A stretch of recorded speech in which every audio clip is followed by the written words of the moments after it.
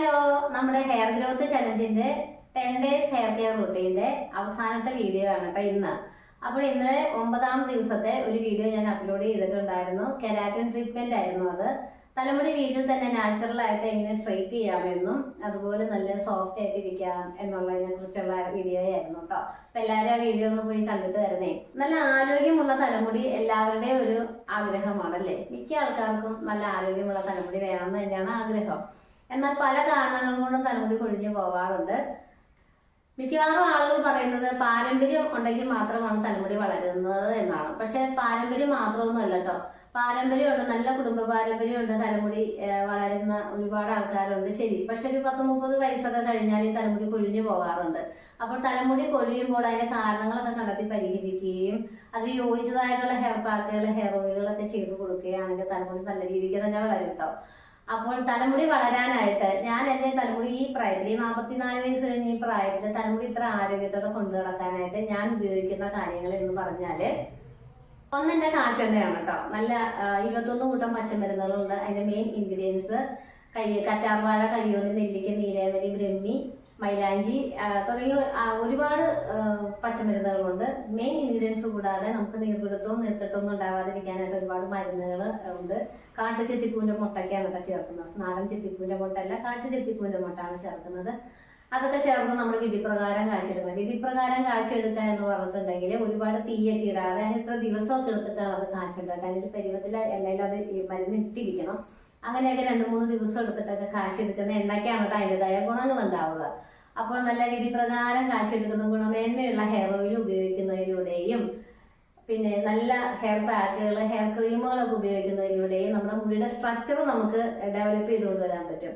അതുപോലെ തന്നെ ഈ മഴക്കാലത്ത് നമ്മുടെ തലമുടിക്ക് ഏറ്റവും ആവശ്യമുള്ള ഒരു കാര്യമാണ്, അല്ലെങ്കിൽ മിക്കവാർക്കും ഉണ്ടാകുന്ന ഒരു ഡെഫിഷ്യൻസിയാണ് വൈറ്റമിൻ ഡിയുടെ ഒരു കുറവ്. അപ്പോൾ ഈ വൈറ്റമിൻ ഡി കിട്ടാത്തതിന്റെ കാരണം എന്ന് പറഞ്ഞിട്ടുണ്ടെങ്കിൽ മഴക്കാലത്ത് നമ്മൾ അധികം വെയിൽ കൊള്ളുന്നില്ല. അപ്പോൾ ഈ മഴക്കാലം ആകുമ്പോഴേക്കും വെയിൽ കൊള്ളാൻ സാധിക്കാത്തവർ, വെയിലില്ലാതെ ഇരിക്കുന്നു, അല്ലെങ്കിൽ വെയിൽ കൊള്ളുന്നില്ലാത്തവർ ഒരു ഗ്ലാസ് പാല് നിത്യേന കുടിക്കുക, അല്ലെന്നുണ്ടെങ്കിൽ വൈറ്റമിൻ ഡിയുടെ സപ്ലിമെന്റ് ഒക്കെ എടുക്കാൻ ശ്രദ്ധിക്കണം കേട്ടോ. അതുപോലെ ഇടയ്ക്കിടെ കോഴിമുട്ടയൊക്കെ നമ്മുടെ ഭക്ഷണത്തിൽ ഉൾപ്പെടുത്തുന്നത് വളരെ നല്ല കാര്യമാണ്. അത് നല്ല പ്രോട്ടീൻ ഉണ്ട്.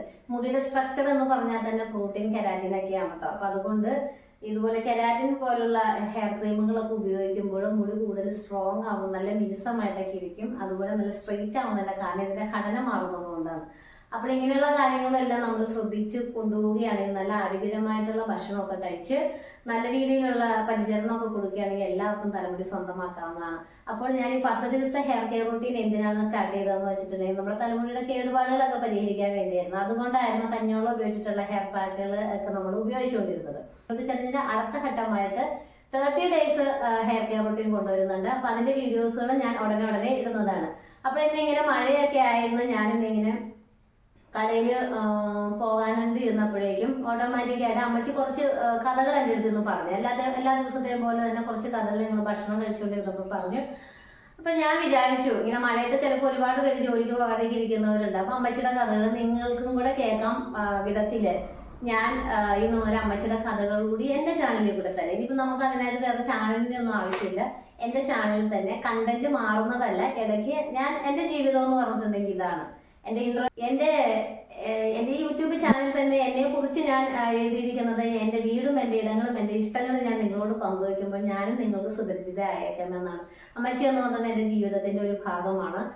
എന്നെ കൈ പിടിച്ച് കയറ്റിയ അമ്മച്ചിയാണ്. അപ്പൊ അമ്മച്ചിയോടുള്ള ഞങ്ങൾ ഇണക്കങ്ങളും പിണക്കങ്ങളും ഒക്കെ ഉണ്ട്, അതൊക്കെ വേറെ കാര്യം. പക്ഷെ എന്റെ അമ്മച്ചി എന്റെ ഒരു ജീവിതത്തിന്റെ ഭാഗമായതുകൊണ്ട് തീർച്ചയായിട്ടും അമ്മച്ചിയും നിങ്ങളുടെ മുന്നിലേക്ക്, ക്യാമറയുടെ മുന്നിലേക്ക് അമ്മച്ചിയും വരും.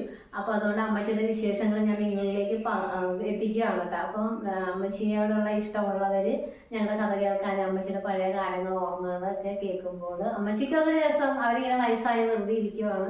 അപ്പൊ അതൊക്കെ കേൾക്കാൻ ഇഷ്ടമുള്ളവരും കൂടെ അമ്മച്ചിയുടെ കഥകളൊക്കെ കേൾക്കുമ്പോൾ ലൈക്ക് ചെയ്യണം, കമന്റ് ചെയ്യണം. അപ്പൊ അത് അമ്മച്ചിക്ക് മൊബൈലുണ്ട്, അതായത് അമ്മച്ചിയുടെ മൊബൈലാണ്. അമ്മച്ചിനകത്ത് വീഡിയോ ഒക്കെ കാണും. യൂട്യൂബ് ചാനൽ സബ്സ്ക്രൈബ് ചെയ്തിട്ടുണ്ട്. അമ്മച്ചി ഒരുപാട് ചാനലുകളൊക്കെ കാണുന്നുണ്ട്. അപ്പൊ അമ്മച്ചിക്ക് അതൊരു എന്താ പറയുക, ഒരു സപ്പോർട്ടായിരിക്കും, സന്തോഷമായിരിക്കും. അമ്മച്ചിയുടെ വീഡിയോകൾ ഞാൻ ഇടുമ്പോൾ എല്ലാവരും ലൈക്ക് ചെയ്യണം, കമന്റ് ചെയ്യണം. നമ്മുടെ ഹെയർ ഗ്രോത്ത് ചലഞ്ച് ഇനിയും കണ്ടിന്യൂ ചെയ്യുവാണ് കേട്ടോ. ഒരിക്കലും ഹെയർ വിട്ടിട്ടുള്ള ഒരു പരിപാടി നമുക്കില്ല. പക്ഷെ അമ്മച്ചി എൻ്റെ കൂടെയാണ്, അമ്മച്ചി എൻ്റെ ഭാഗമായതുകൊണ്ട് അമ്മച്ചിയുടെ കഥകൾ ഞാൻ ഇനി നിങ്ങളുടെ മുന്നിലേക്ക് എത്തിക്കും. അപ്പോൾ എല്ലാവരും സപ്പോർട്ട് ചെയ്യണം. ചാനൽ സബ്സ്ക്രൈബ് ചെയ്യാതെയാണ് കാണുന്നതെങ്കിൽ ചാനൽ സബ്സ്ക്രൈബ് ചെയ്ത് കാണണേ. അതുപോലെ വീഡിയോ ഇഷ്ടമായെങ്കിൽ ലൈക്ക് ചെയ്യണം, കമൻറ്റ് ചെയ്യണം. അപ്പോൾ ഇനി മുതൽ അമ്മച്ചിയുടെ കഥകളും കൂടെ ഞാൻ നിങ്ങളുടെ മുന്നിലേക്ക് എത്തിക്കുകയാണ് കേട്ടോ. ഇനി കാണാം. ടാറ്റാ.